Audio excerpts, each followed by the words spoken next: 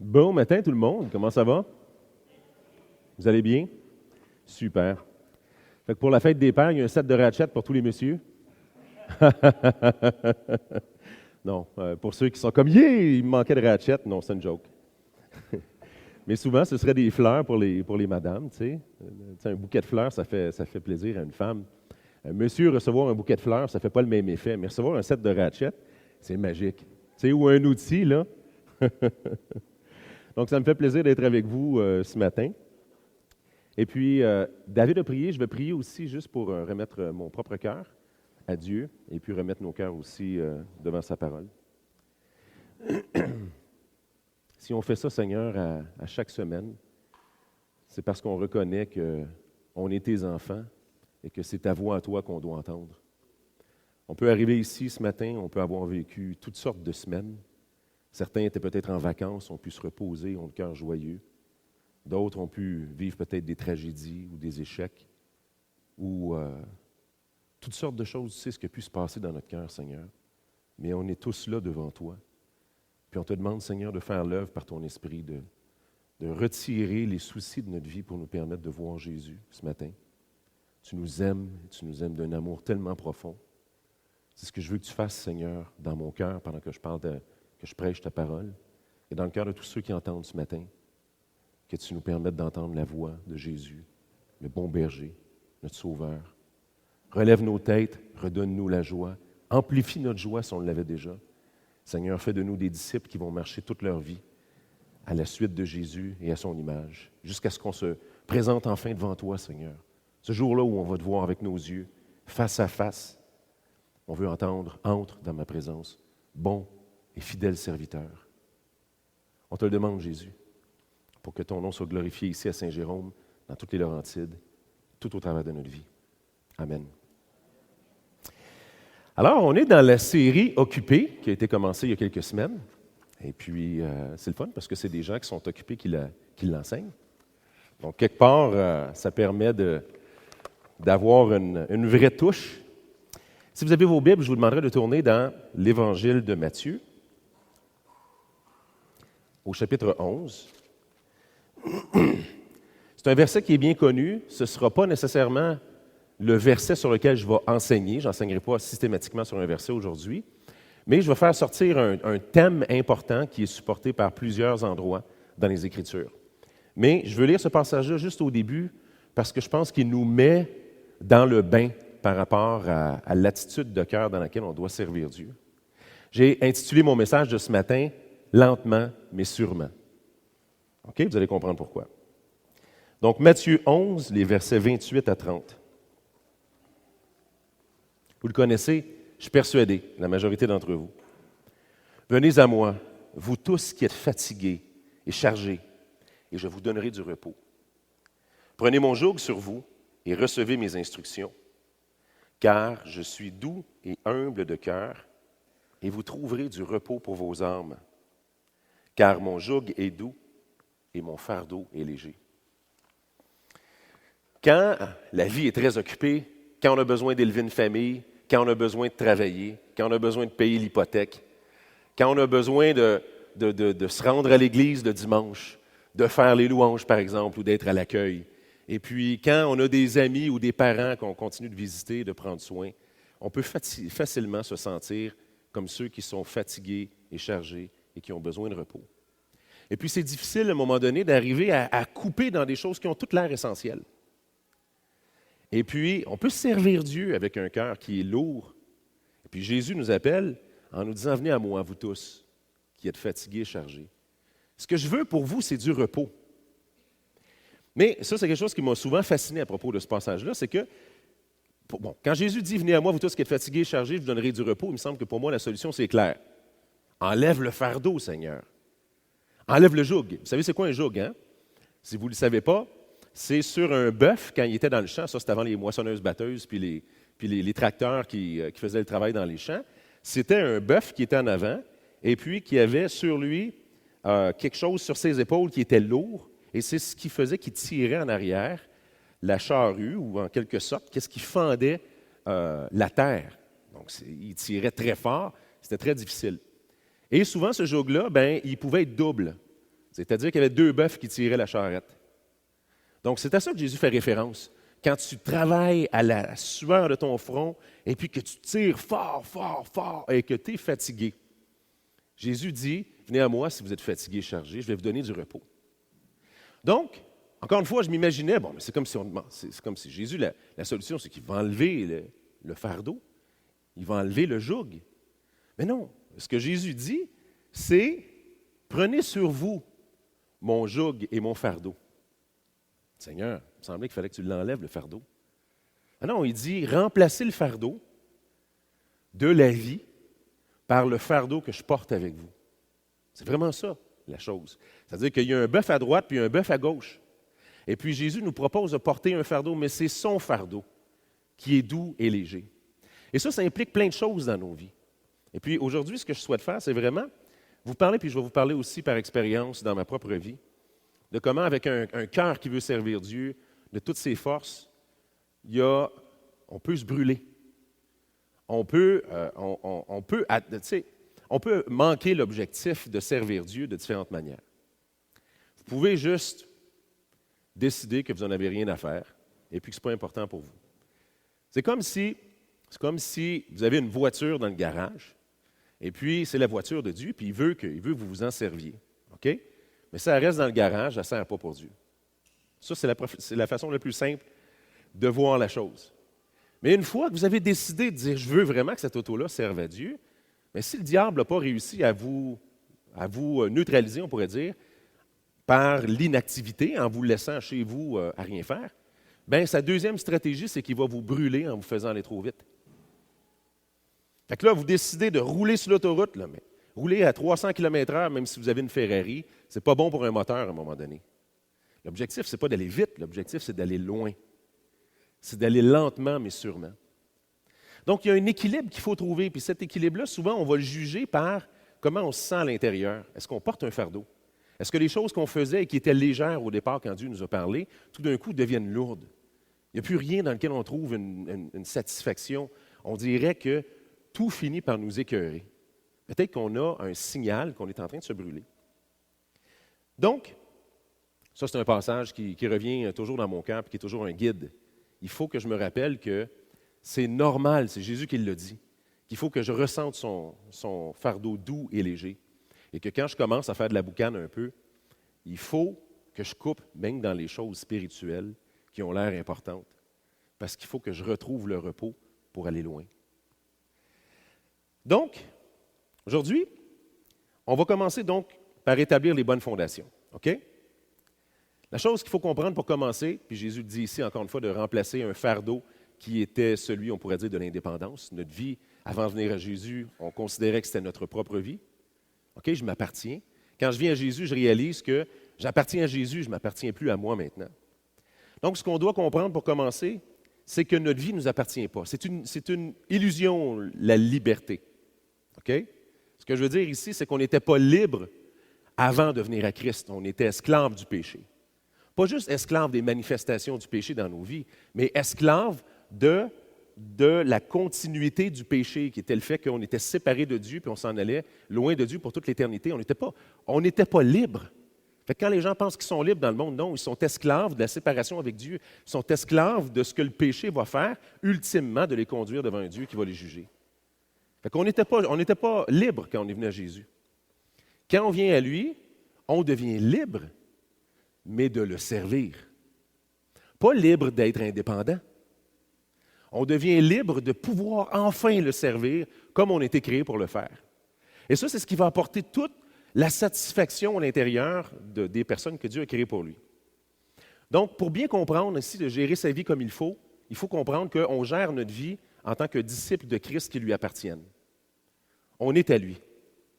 Et tout notre bonheur en tant que brebis, ce n'est pas d'être une super brebis avec une cape puis une petite couette dans le front comme Superman, mais c'est d'être une brebis qui a un bon berger, un berger qui a donné sa vie pour elle, un berger qui l'aime et puis qui la considère tout le temps. Donc, on lui appartient, c'est la première chose qu'on doit. Et je sais que la semaine passée, Benoît a fait référence à ça dans sa prédication. On appartient à Christ. C'est important de considérer que notre vie au complet est à son service. C'est bon? Donc ça, c'est la première chose à établir. Notre vie est à son service. Ensuite, notre service chrétien ne nous rend pas plus aimés par Dieu. Puis l'absence de notre service chrétien ne nous amène pas à être moins aimés par Dieu non plus. Ça, c'est super important qu'on le comprenne. Si Dieu vous aime, c'est à cause de Jésus-Christ. Final. La mesure de l'amour de Dieu à votre égard, elle est complète à cause du sacrifice de Christ. Ça n'a rien à voir avec ce que vous faites. Ça n'a rien à voir avec ce que vous ne faites pas. Et quand vous allez servir Dieu, ça doit se faire d'un élan du cœur, sachant que vous êtes pleinement aimé par Dieu. Parce que si c'est motivé par le désir d'être trouvé aimé par Dieu, ou que Dieu finisse par nous aimer, on le fait pour notre propre gloire. On ne le fait pas pour lui. Donc, c'est important de comprendre parce que quand on se met à servir Dieu, ça va faire toute une différence. Embarquez dans le service parce que vous vous savez aimer. Embarquez pas dans le service de Dieu pour être aimé. C'est une grosse erreur qui va faire en sorte que vous allez marcher avec un fardeau qui est lourd continuellement. Parce qu'on ne peut jamais en faire assez pour un Dieu qui est parfait si vous pensez que c'est ça la base qui va vous aimer. Ce n'est pas la bonne piste. La bonne piste, c'est de savoir, je suis parfaitement et pleinement aimé par Dieu. Même si je suis juste ça. Même si je ne suis pas rendu bien loin dans le développement intérieur et spirituel que j'aurais voulu être, je suis parfaitement aimé. Donc, ça devrait être une expression de notre cœur et non quelque chose qui nous donne l'impression qu'on va être aimé par Dieu. Donc, notre vie entière, comme je le disais, est au service de Dieu, pas seulement notre service chrétien. Ça, c'est facile de penser ça aussi. OK, j'ai une vie, j'ai une famille, j'ai un travail, j'ai toutes les choses que j'ai mentionnées tantôt, mais c'est important, le ministère chrétien. Je veux même remettre en question certaines choses dans nos têtes aujourd'hui, dans cette prédication-là. Que servir Dieu, ce n'est pas uniquement faire un service dans l'Église. Vous pouvez être en train de servir Dieu et ne même pas être impliqué dans l'Église. Et vous pouvez être en train de faire exactement le plan de Dieu pour votre vie. Il y a un équilibre qu'il faut trouver. Puis pour trouver cet équilibre-là, il faut comprendre que c'est toute votre vie qui est au service de Dieu. Peu importe la manifestation que ça va donner. À une saison de votre vie, la manifestation, ça va être de vous occuper de votre famille. Juste ça. Peut-être qu'il n'y aura plus de temps pour autre chose. Mais vous faites qu'est-ce qu'il faut pour servir Dieu. D'autres fois, il va y avoir vraiment cette expression-là où le don que Dieu a donné dans votre vie sert pour tout l'ensemble de la famille de Dieu dans l'Église. Tout le monde se réjouit de ça, mais vous n'êtes pas plus en train de faire le service de Dieu. Vous êtes en train de le faire de façon différente. Et ça, je veux vous l'illustrer d'une certaine manière aujourd'hui. Ça va être ça l'objectif du message. Donc, je résumerai ça par cette phrase-là. Je suis un administrateur d'une vie qui appartient à Dieu. Administrateur. Quand Christ a racheté notre vie, la rédemption, on entend parler de la rédemption, ça a l'air d'un terme théologique compliqué, c'est le fait de racheter un esclave du marché. C'est ça la réalité dans le Nouveau Testament du croyant. Il est un esclave de Christ. Comme là, vous allez dire, voyons, un esclave. C'est toujours négatif. Bien, quand on était esclave du péché et que là, on devient esclave d'un maître, la question, ce n'est pas de savoir si l'objectif, c'est la liberté ou pas. Dieu nous a créés pour être à lui, il ne nous a pas créés pour être à nous. On n'est pas fait pour s'appartenir.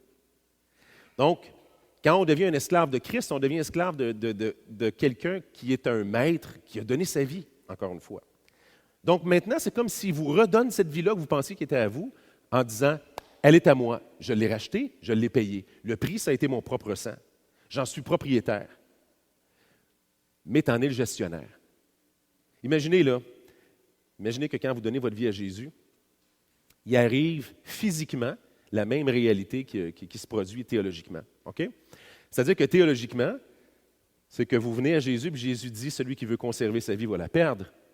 OK? Il essaie de la conserver, mais il perd une vie qui n'est même pas à lui. On ne s'est pas créé nous-mêmes, puis on ne peut pas se garder vivant. Qu'est-ce qu'on a comme contrôle? Puis comment est-ce qu'on peut dire que c'est à nous si on ne s'est pas créé nous-mêmes, puis qu'on ne peut pas choisir de ne pas mourir nous-mêmes? On a zéro contrôle là-dessus. Celui qui veut conserver sa vie ne réalise pas qu'il continue de garder une perte. Mais celui qui va accepter de perdre ce qu'il pensait qui était à lui, trouve la vie. Donc, on va imaginer donc que Jésus nous demande de mourir. Et que là, je suis avec vous, et que je vais vous donner l'exemple de Pierre. OK? Je dis, Pierre, tu es prêt à donner ta vie à Jésus? Oui, oui. Tu reconnais qu'il est mort pour tes péchés et puis qu'il a pardonné, qu'il a payé le prix pour te racheter, que tu lui appartiennes? Oui, oui. Bien, je t'encourage à lui donner ta vie. Et puis là, Pierre me dit, bien, qu'est-ce que ça implique? C'est vraiment, vraiment simple. Tu vas mourir. Quoi? Tu vas mourir. Tu vas mourir, mais tu vas vivre. Tu vas avoir une vie qui est éternelle, cette vie-là. Et puis à toi, tu vas mourir. Et puis là, après, tu vas avoir la vie éternelle avec Dieu, réconcilié avec lui, en parfaite union avec lui, complètement pardonné de tes péchés pour l'éternité.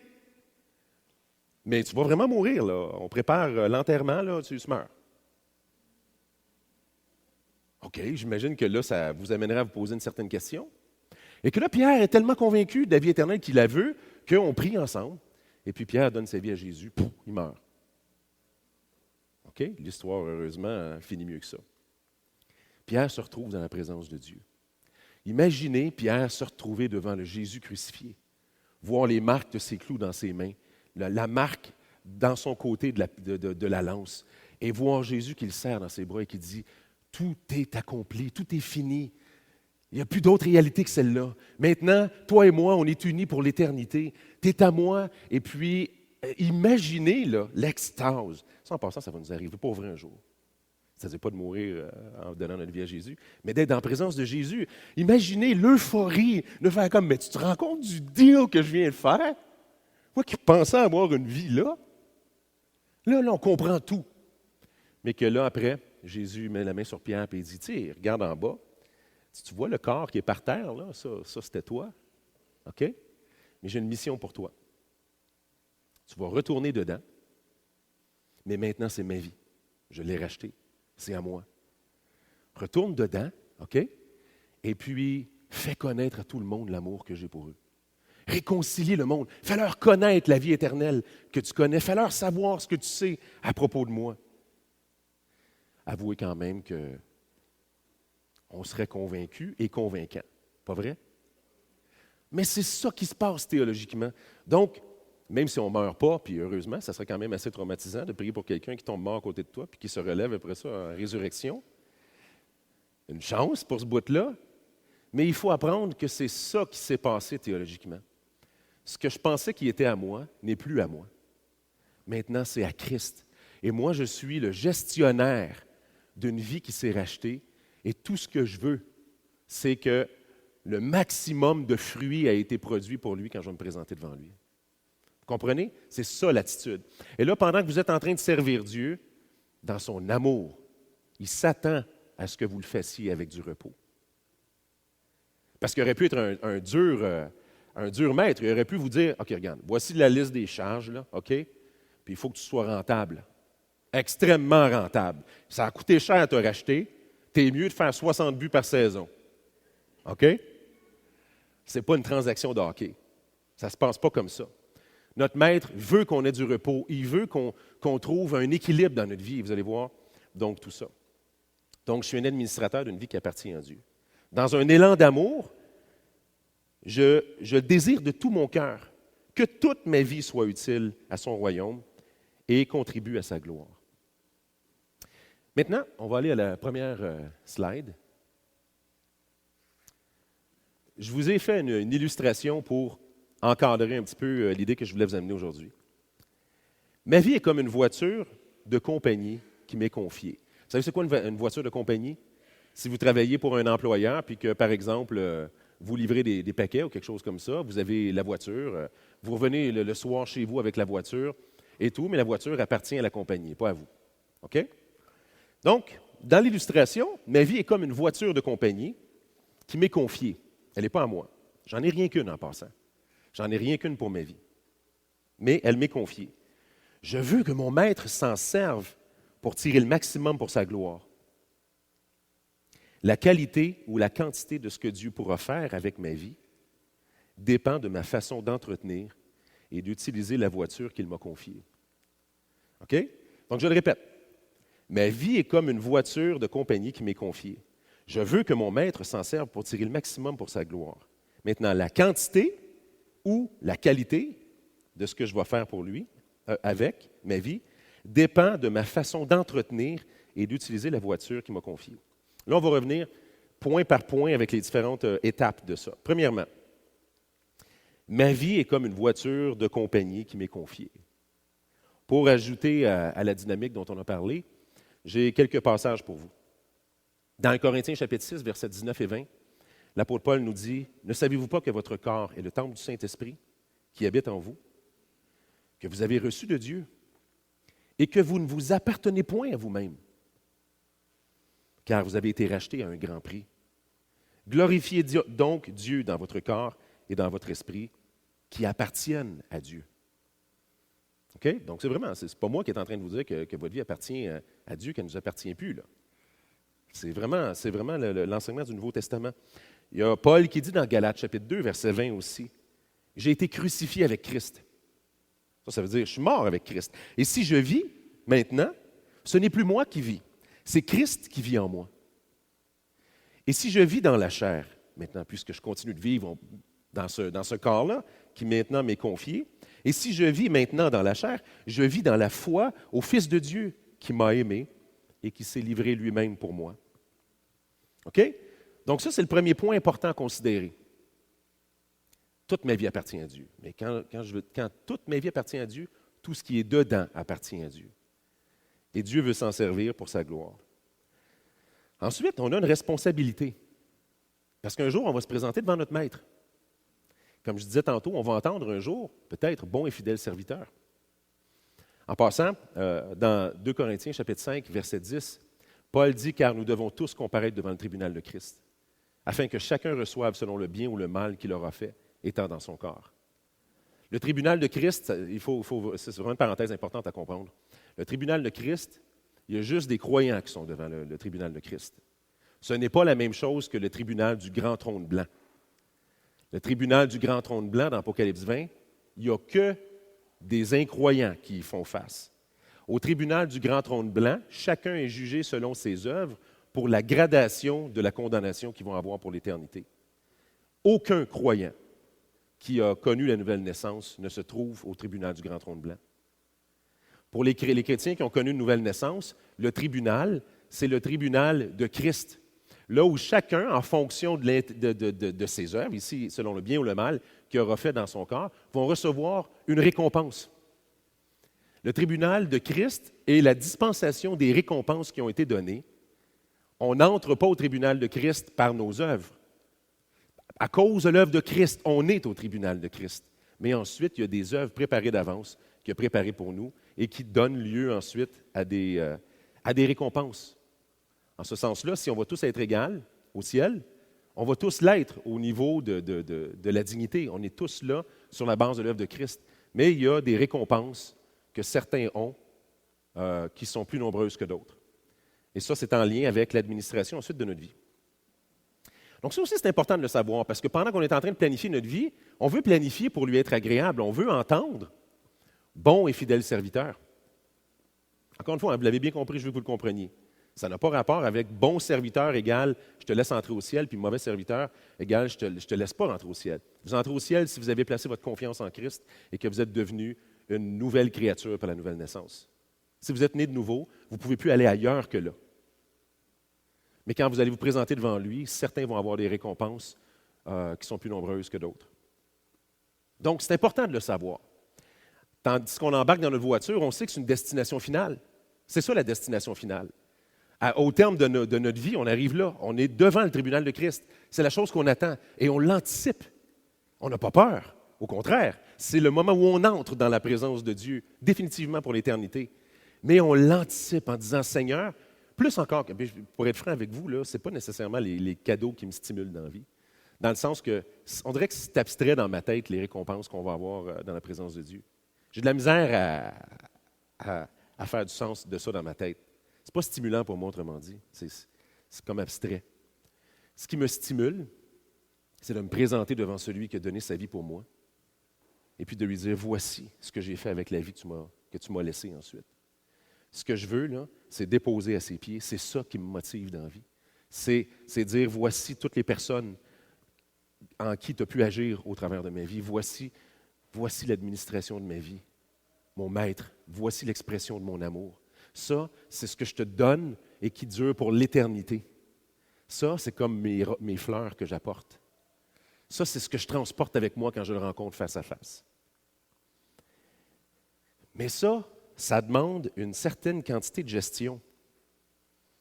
Parce qu'on est dans des voitures, on pourrait dire, si on continue l'illustration de notre corps, qui sont fragiles. Donc, on doit établir la destination finale, et structurer nos vies en fonction de l'atteinte de ça. Dans la prochaine slide, oups, il y en a une avant ça, je pense, hein? Celle-là, oui. Ça, c'est quelque chose que vous êtes familier avec ça. C'est une carte Google Maps. On ne le voit pas parce que c'est trop petit, mais imaginez dans le coin en bas à droite, Saint-Jérôme. OK? Parce que Saint-Jérôme est vraiment là. OK? Un petit peu en haut de Montréal. Bien, nous autres, on est là. Disons qu'on doit traverser puis se rendre le plus loin possible dans notre vie pour notre service avec Dieu. On va se rendre jusque, ultimement, à Vancouver, de l'autre côté du Canada. On ne sait pas jusqu'où on va se rendre dans notre vie, mais on doit se donner une destination. On doit structurer notre vie. Vous devez prendre votre vie comme si c'était une carte. La regarder exactement de même, comme si vous partiez en voyage. Vous le feriez si vous partiez en voyage. Vous ne partez juste pas comme ça à l'aventure. Bon, ça peut arriver, là, mais c'est plus rare. Là. Tu pars à l'aventure et puis tu mets une voile sur ton auto puis tu suis le vent. Tu sais, tu sais pas où tu vas aboutir. Non, on planifie, on doit planifier. Maintenant, l'apôtre Paul, c'est ce qu'il dit. C'est ce qu'il dit pour sa propre vie. Dans 1 Corinthiens chapitre 9, versets 24 à 27, il dit « Ne savez-vous pas que ceux qui courent dans le stade courent tous, mais qu'un seul remporte le prix? Courez de manière à le remporter. » Autrement dit, planifiez. Planifiez. Tous ceux qui combattent s'imposent toute espèce d'abstinence, et ils le font pour obtenir une couronne corruptible. Mais nous, faisons-le pour une couronne qui est incorruptible. Les couronnes, dans le Nouveau Testament, il y en a deux types. En grec, il y a le mot stéphanos, et puis il y a le mot diadéma. Diadéma, c'est la couronne de royauté, c'est celle qui appartient à Christ. Les stéphanos, c'est les récompenses. Et dans le Nouveau Testament, il y a plusieurs exemples de couronnes comme ça qui sont des récompenses. Donc, il est vraiment en train de parler de ça. Planifier en fonction d'atteindre cet objectif-là. Moi, donc, et là, il donne son exemple personnel, Paul. Moi, donc, je cours, non pas comme à l'aventure. Je frappe, non pas comme battant l'air, pas dans le vide, n'importe où. Mais je traite durement mon corps et je le tiens assujetti, de peur d'être moi-même rejeté après avoir prêché aux autres. En passant, ça vaut la peine parce que là, vous pouvez vous dire, ouais, il me semble que tu viens de dire qu'il n'y a pas de possibilité pour toi de ne pas te retrouver au ciel. Et puis Paul, il a l'air de dire ici qu'il va finir par être rejeté. C'est dans la perspective des couronnes. C'est dans la perspective des récompenses que Paul est en train de parler en ce moment. Il peut recevoir les couronnes pour lesquelles Dieu a préparé devant lui un trajet. Ou il peut ne pas recevoir ces couronnes-là. Ça n'a rien à voir avec le salut. Encore une fois, les couronnes sont une chose qui est donnée en plus du salut. On entre dans le ciel pas comme une récompense, on entre dans le ciel comme une grâce. C'est très, très, très différent. Mais on voit très bien comment Paul est en train de dire, moi j'établis vraiment une carte, c'est très clair.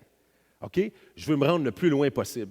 Je fais exactement comme quelqu'un qui court et puis qui s'impose toutes sortes d'abstinences, dans le sens que quelqu'un qui est un athlète de haut calibre, ben il mange moins de pizza que moi.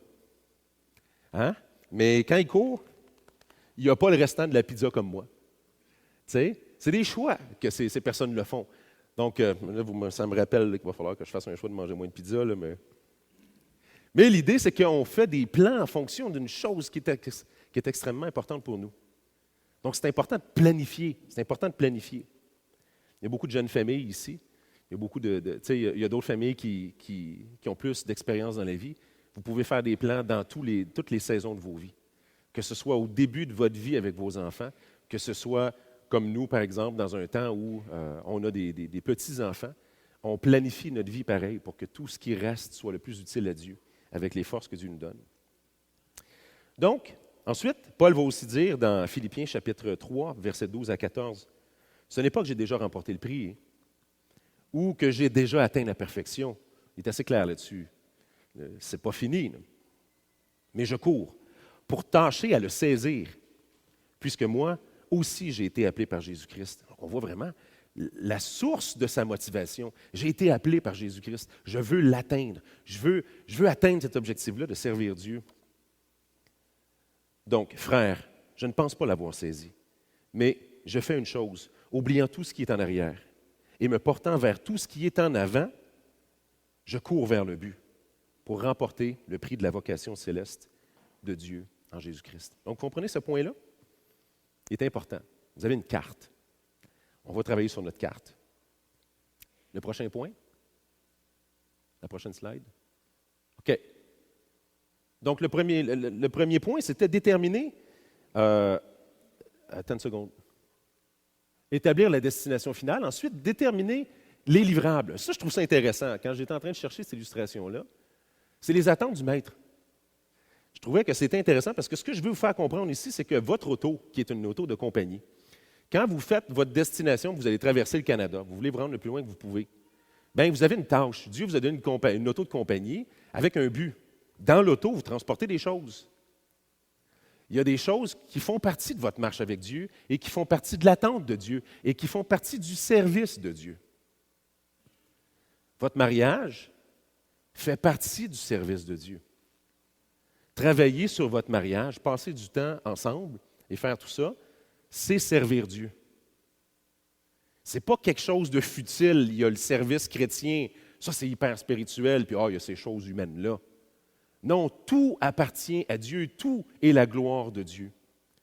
Votre mariage, vos enfants sont des brebis que Christ veut conduire à lui, que Christ veut établir pour devenir eux aussi des disciples de Jésus, qui vont eux aussi être gestionnaires d'une vie qui appartient à Christ. C'est votre responsabilité de vous en occuper. Quand vous prenez des vacances en famille, quand vous jouez avec vos enfants, quand vous riez avec eux, quand des fois vous manquez un dimanche matin pour venir à l'église parce qu'il y avait une partie de soccer, vous servez Dieu. Je viens-tu de créer un genre de paradoxe dans votre tête, là? Mais voyons donc, Colin. Moi, je pense que je vous l'ai déjà dit, à un moment donné, j'ai été pasteur de jeunesse jeune. J'avais 21 ans, je m'occupais d'une grosse jeunesse. Il y avait à peu près 80 jeunes. Et puis, je travaillais à temps plein, je faisais ça bénévole. On avait une douzaine de personnes dans notre équipe, de staff. Ça allait bien, ça allait bien, ça allait bien. Je tirais beaucoup de reconnaissance de ça. C'était une jeunesse qui avait une influence aussi sur plusieurs églises au Québec, dans la famille d'églises à laquelle on était rattachés. Puis ma femme continuait de me dire que, en passant, comme si c'était pas assez, je faisais des cours à l'école biblique, au séminaire, 3 cours par session. Puis comme j'étais un sportif, je jouais au hockey, puis au baseball des fois aussi. Puis ma femme était à la maison avec les enfants. Mais dans mon élan de vouloir servir Dieu, là, c'est un équilibre que je n'avais pas atteint encore. Parce que quand elle me disait qu'elle aimerait ça que je passe plus de temps avec elle, mon réflexe à moi, c'était, le royaume de Dieu a besoin de grandir. Et c'est moi qui étais dans le champ. C'est moi qui étais dans le champ. Et puis j'aimais ça au bout, parce que j'aimais ça, ça rendait ça encore plus confus. Parce que c'est facile de se garrocher là-dedans quand tu tripes là-dessus. Jusqu'à temps qu'à un moment donné, je commence à rire. Je vous le dis, heureusement, Annick est à la garderie aujourd'hui, ma femme. Un matin, on s'était pognés. Je sais que ça ne vous arrive jamais, là, les couples, de vous pogner à la maison. Là. Mais un matin, on s'est pognés. Je suis parti travailler, j'étais dans l'auto en chemin. Je priais, puis je me plaignais à Dieu de ma femme. Je ne la trouvais pas assez spirituelle. Elle se plaignait de tout ça. Pourtant, on avait décidé de servir Dieu, puis tout ça. Pourtant, ma femme m'encourageait au bout dans mon ministère. Elle avait besoin de son mari. Ce matin-là, je m'en souviens où j'étais. Je me souviens où j'étais sur mon chemin. OK, tellement c'est devenu clair. On dirait que ce moment-là où j'étais en train de prier, on dirait que tout d'un coup, Dieu a ouvert ma tête, puis c'est comme si Dieu a argumenté à ma propre argumentation. Et c'est devenu tellement clair que j'ai figé dans le char, là. Je conduisais de même, là. Puis c'est devenu extrêmement clair dans ma tête, comme si Dieu me disait, tu veux que ta femme soit spirituelle? Occupe-toi-en. Je vous jure que ça a été silencieux dans l'auto jusqu'à temps que j'arrive au travail. Mais ce jour-là, j'ai remis des choses en perspective. Ce jour-là, j'ai décidé que ce n'était pas nécessaire de jouer au baseball, même si j'aimais ça. Tu sais, ou au hockey une fois de temps en temps avec mes chums, puis j'ai commencé tranquillement. Ça a été un parcours au travers duquel, tranquillement, Dieu a fait en sorte que j'ai commencé à être sensible parce que mon Seigneur me l'a dit. Puis je vous dis comment je me suis senti à l'intérieur, c'est important. Je n'ai pas senti une culpabilité. Ce n'est pas comme si Dieu me disait, même s'il m'a dit « occupe-toi d'elle », c'est son amour que j'ai senti quand il me l'a dit. C'est lui qui me l'a dit. C'est parce qu'il m'aime qu'il me l'a dit. C'est parce qu'il aime ma femme et mes enfants qu'il me l'a dit. C'est ça que j'ai compris et que j'ai senti quand Dieu m'a parlé là-dessus. Fait que là, tranquillement, ça a été le commencement d'essayer d'enlever des choses qui étaient dans mon horaire. Et quand j'ai fait ça, finalement, après 3 ans, j'ai décidé de me retirer dans mon poste de pasteur de jeunesse. Et ça, c'est parce que j'étais convaincu que la priorité que Dieu me demandait de faire, c'était de m'occuper de mes enfants et de ma femme. Pendant 4 ans, je n'ai eu aucun rôle de leadership dans l'Église. On allait aux réunions de prière, on était là les dimanches, on aimait l'Église avec notre cœur, on participait aux activités, on aimait l'Église autant qu'avant. Mais pendant 4 ans, mon objectif principal, c'était ma famille. Je suis devenu coach de hockey. Tu sais, Jean-Bastien, notre fils, joue au hockey, Mirka a fait du karaté, toutes sortes de choses. Et puis moi, personnellement, ça a été 4 ans de désert. Bien, désert, pas parce que c'était pas correct. J'étais nourri par le fait que je m'occupais de ma fille. Ça me nourrissait énormément. Mais spirituellement, ça m'apportait quelque chose, moi, de prêcher l'Évangile. C'est pour ça que je suis encore en train de le faire, en passant. Ça fait partie de mon appel. Mais à ce moment-là dans ma vie, ce n'était pas ça qu'il fallait que je fasse. Fait que moi, ça a fait en sorte que je me suis créé une abstinence, on pourrait dire, d'être nourri en cherchant le conseil de Dieu dans la parole, en articulant les choses, en voulant que Dieu parle aux gens. Ça me nourrit, moi. Mais pendant un bout de temps, ce n'était pas ça que Dieu me demandait de faire. Puis je suis excessivement persuadé que c'était le plan de Dieu, puis que Dieu s'en est servi, puis que ça a été extrêmement stratégique. Pour ma femme, qui s'est sentie choisie, puis aimée. Puis pour mes enfants, je ne sais pas, je ne leur ai pas demandé en passant, mais je suis persuadé dans mon cœur de père que mes enfants ont su que j'avais choisi mes enfants plutôt que même le service chrétien. Ça ne veut pas dire que ces choses disparaissent, ça veut dire qu'ensuite, on doit les remettre dans le bon ordre. Parce que dans l'auto de compagnie que Dieu m'a donné, il y a mes enfants. Et ça, c'est un livrable. Dans votre carte du Canada, il va falloir les livrer quelque part, les enfants. Les livrer à leur indépendance dans leur développement spirituel. C'est une attente du maître, c'est votre job. C'est la mienne. C'est notre service. C'est ce qui lui plaît. Ensuite, la famille élargie, s'occuper de ses... Ça en fait des affaires, ça. La famille élargie, notre croissance spirituelle, notre sanctification personnelle. On doit travailler là-dessus. On ne peut pas se retrouver à un moment donné qu'il y a trop de choses à faire, j'ai plus le temps de travailler sur mon propre cœur. L'Église, le témoignage. Est-ce que vous hyperventilez déjà? Ça en fait des affaires. OK? Donc, ça, c'est des livrables. Quelques dangers ici. Ne pas déterminer la destination, puis laisser votre voiture dans le garage, comme je disais. Le premier défi, c'est de vous lever et de décider, mais je veux que la voiture serve à Dieu. Et puis, le deuxième danger, c'est de tout miser sur la destination puis d'oublier les livrables. La destination, c'est que l'Évangile a été prêché. Par exemple, pour quelqu'un qui est appelé au ministère chrétien, comme moi, puis les autres ici dans l'Église, ce serait une erreur de penser que c'est ça la destination, puis d'oublier qu'on a des livrables. On a des responsabilités. Ça, c'est l'attente de Dieu dans notre vie. Ça va influencer le rythme avec lequel on va servir. Maintenant, la deuxième chose que je disais, c'était que la quantité ou la qualité de ce que Dieu va pouvoir faire avec ma vie dépendra de ma façon d'entretenir et d'utiliser la voiture qu'il m'a confiée. Donc, le prochain point, voilà, on doit déterminer un trajet maintenant, avec les étapes. Maintenant qu'on sait c'est quoi qui sont les livrables, bien, on sait qu'on s'en va dans une destination qui est de rencontrer Christ, mais maintenant, on doit faire un trajet. OK? Tu peux passer à la prochaine puis revenir ensuite en arrière. Bien, ça ressemble à ça, un trajet de Google Maps. Hein? Vous pouvez passer par le Canada. On est capable de le voir ici comme il faut. Passer par le Canada, c'est 47 heures. Passer par Ottawa puis traverser au travers les États-Unis, à partir de, mettons, de Sudbury, alentour de là, 45 heures ou 46 heures si on passe par Toronto, on descend par le Michigan puis qu'on passe par là. Où est-ce qu'on va passer exactement? On va-tu passer...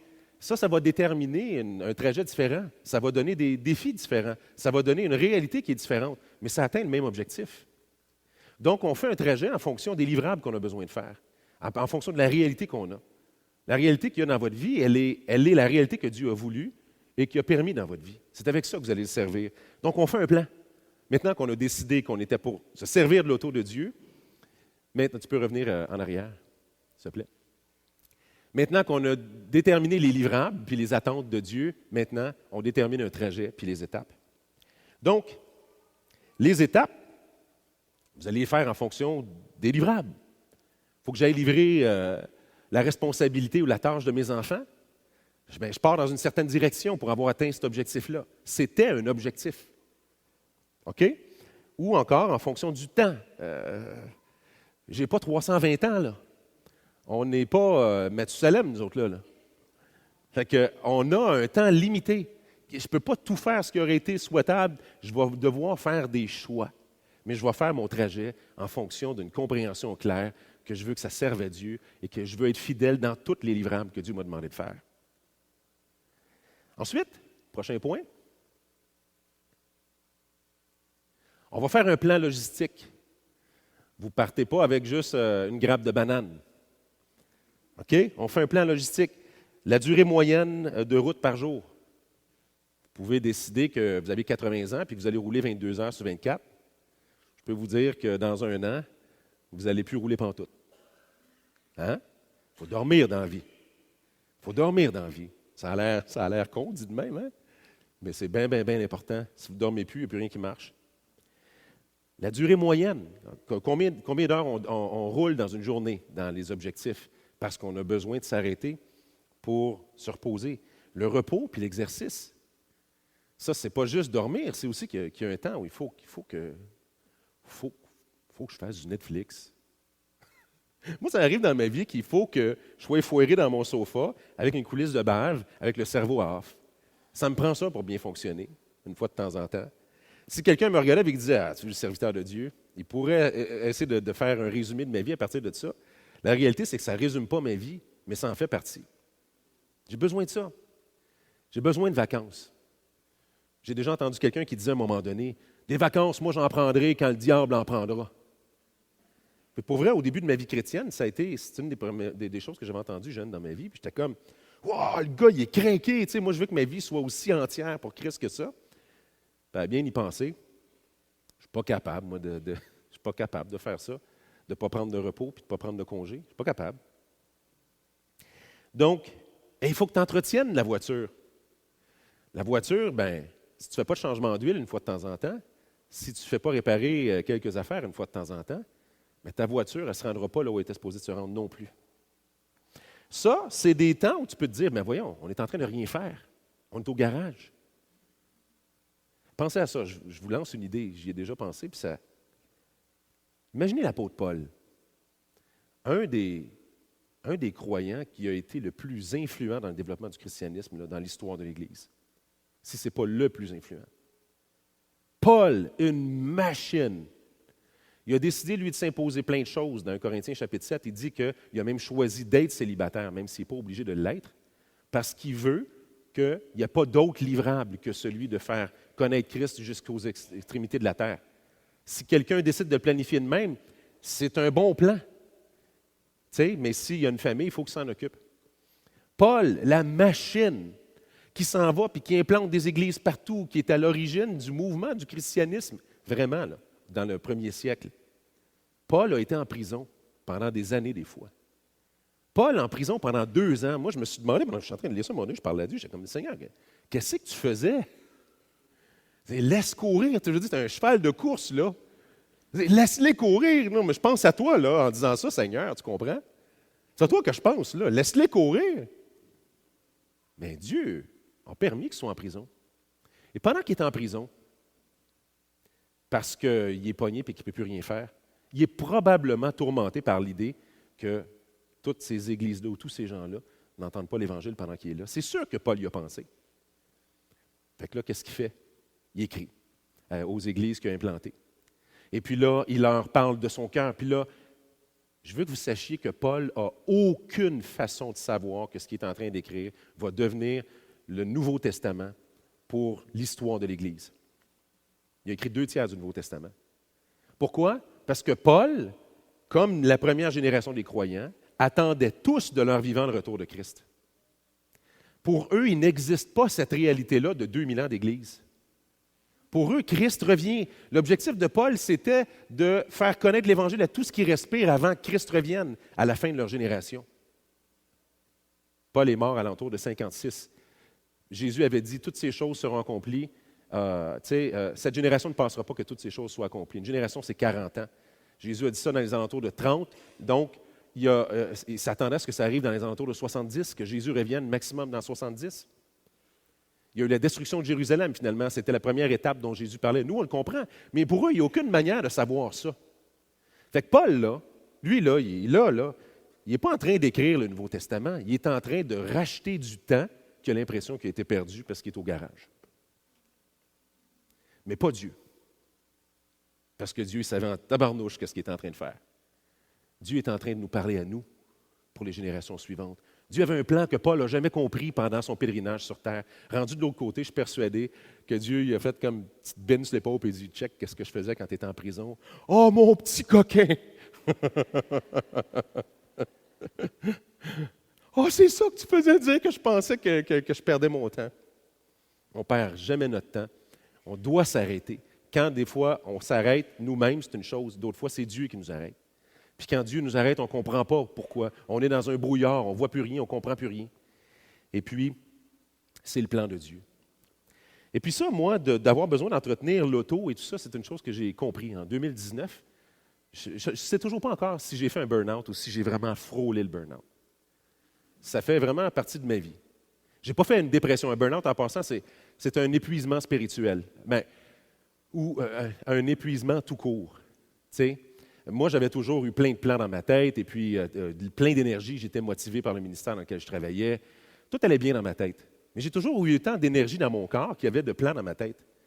Et là, est arrivé ce temps-là, à la tournure de la quarantaine, où je me rends compte qu'il n'y a plus autant d'énergie dans mon corps que d'énergie dans ma tête. Et là, je me suis retrouvé pendant, je dirais, au moins 2 ans à vivre des symptômes de lourdeur. Mais là, je le comprends, tu vois, par le passage que j'ai lu ce matin. Le fardeau lourd, je le porte. On dirait que toutes les choses qui me passionnent, même dans ma marche avec Dieu, il n'y a plus rien qui m'allume. On dirait que tout est... On dirait qu'il n'y a plus d'air dans ma tête. On dirait que... Mais je suis animé par cette impression-là qu'il faut que je sois fidèle, il faut que je continue, il faut que je travaille. Je ne sais pas où je peux couper. Mais j'ai toujours été capable de me motiver et d'aller plus loin, jusqu'à temps que je me rende compte qu'à un moment donné, le niveau d'énergie à l'intérieur était rendu complètement dans le fond du baril, puis que la paille qui tire commence à faire ça parce qu'il n'y en a plus. Et puis j'ai fait, en une semaine, 3 fois des attaques de panique. Moi, je n'ai jamais vécu ça, des attaques de panique. Je ne suis pas une personne qui était de nature anxieuse, rien. Ce n'était pas quelque chose que je connaissais. Et j'ai fait des attaques de panique, là, mais tu sais, quand il fallait, entre autres, que je parle. Puis c'était en particulier quand j'étais dans une situation où je suis le 3e, genre, à avoir besoin de parler, puis je le sais. Il y a toujours un petit stress de genre, ah, ça va être moi dans 3. Tu sais. C'était facile à gérer pour moi. Je n'avais jamais eu de problème avec ça. Mais là, tout d'un coup, je me suis rendu compte qu'il n'y a plus de jus à l'intérieur, il n'y a plus de gaz dans mon char. Il n'y en a plus. Ma tête va bien, mais le corps ne suit plus. Et puis là, mais tu sais, quand tu dis attaque de panique, là, écoute, hyperventilation, plus capable de respirer, je vois des points, j'ai les jambes qui shake, j'ai des sueurs, puis j'ai froid en même temps. Je vais perdre connaissance, là. Mais il n'y a rien d'épeurant. Puis ce qui était en train d'arriver à ce moment-là, moi, je ne m'attendais jamais à vivre quelque chose comme ça. Quand c'est arrivé 3 fois dans une semaine, j'ai vraiment réalisé, ça ne va plus. Là.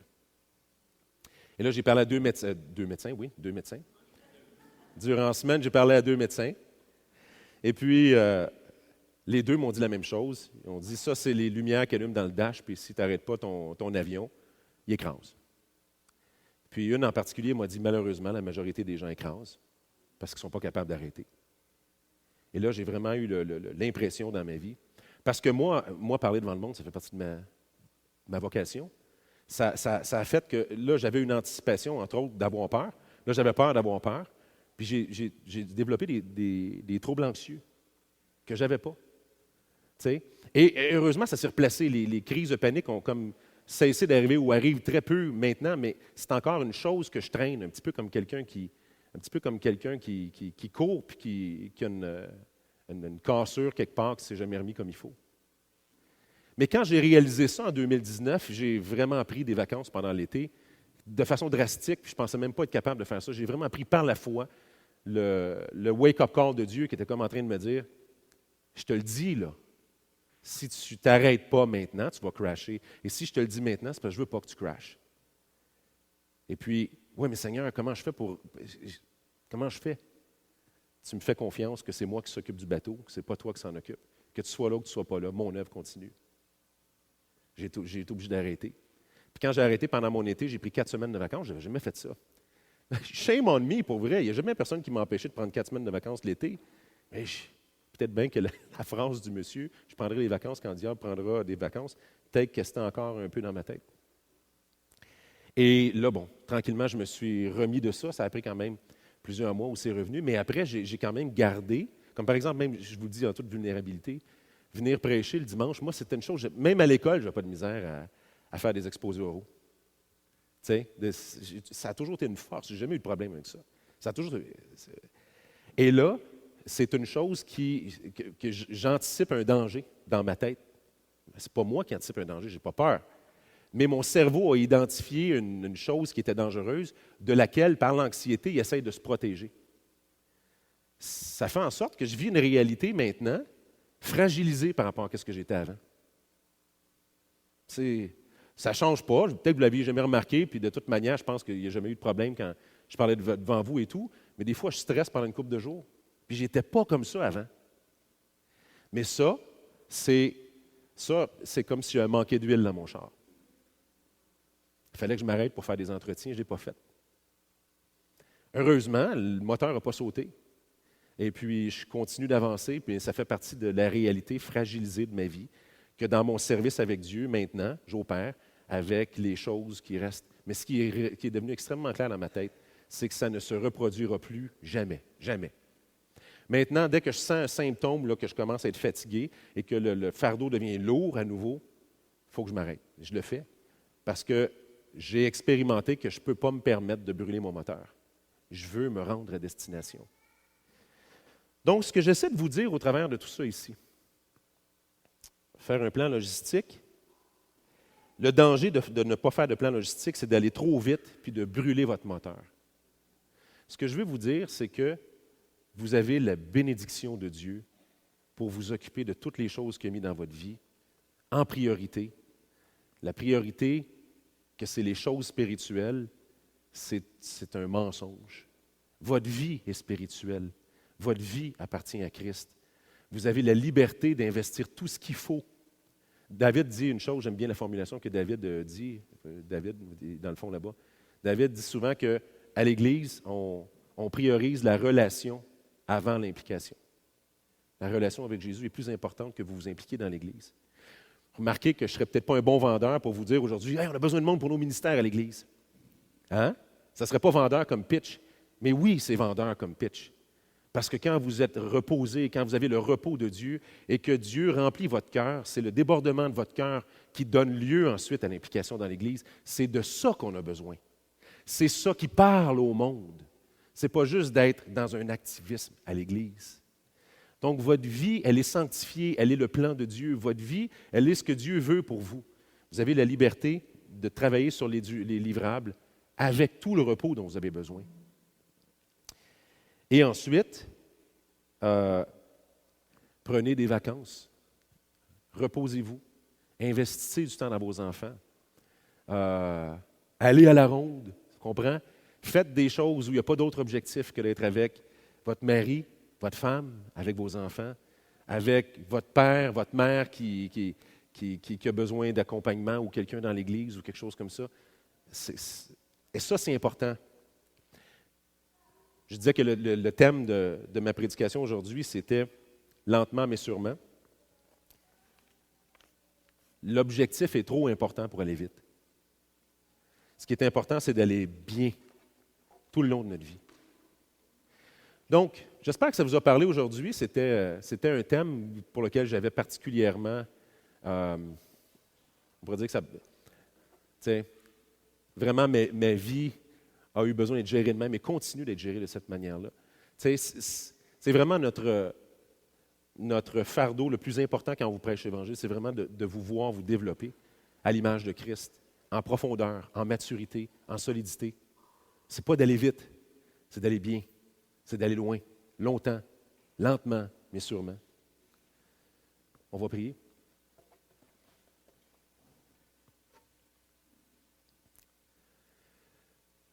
Seigneur Jésus, je ne sais pas comment formuler ma prière en terminant. Je voudrais juste, Seigneur, que tu vois qu'est-ce qu'il y a dans le fond de nos cœurs, que tu le stimules encore plus dans notre cœur, ce sentiment-là de vouloir te plaire, à être fidèle dans notre service. On veut voir nos enfants marcher avec toi, on veut voir nos familles s'épanouir, on veut voir nos mariages s'épanouir, on veut voir les gens alentour de nous voir le rayonnement de Jésus dans nos vies, on veut voir toutes ces choses-là, Seigneur, et c'est tellement important pour nous que tu as besoin de nous garder de nous-mêmes. Protège-nous de nous-mêmes. Donne-nous cet équilibre-là. Permets à chacun, Seigneur, ici, de voir les signaux. Permets à chacun d'entendre ta voix aussi, qui les valorise dans les petites choses qui ont l'air pas spirituelles dans la vie, mais qui sont cruciales et importantes. Amène-nous comme Église, Seigneur. On le dit tout le temps, à être non seulement mature et profond dans notre relation avec toi, mais à faire en sorte que le monde entier va briller, va voir la lumière de Dieu à cause de ce qu'il voit dans nous qui est pas normal. Qu'on s'aime les uns les autres, qu'on marche avec on fait plein de choses pour s'aider les uns les autres, nos familles brillent, et puis on vit avec un fardeau qui est doux et léger et qui procure un repos pour nos âmes continuellement. S'il te plaît, entends notre prière, dirige ton troupeau ici, Seigneur, toi le bon berger, dirige le troupeau d'Ecclésia, dirige-nous, Seigneur, pour que tous on se présente devant toi, ultimement, et qu'on entende, bon et fidèle serviteur, bon et fidèle serviteur. On veut entendre ça de ta bouche, Jésus. Entends notre prière, accompagne-nous pour l'amour de ton nom. Dans le nom de Jésus. Amen.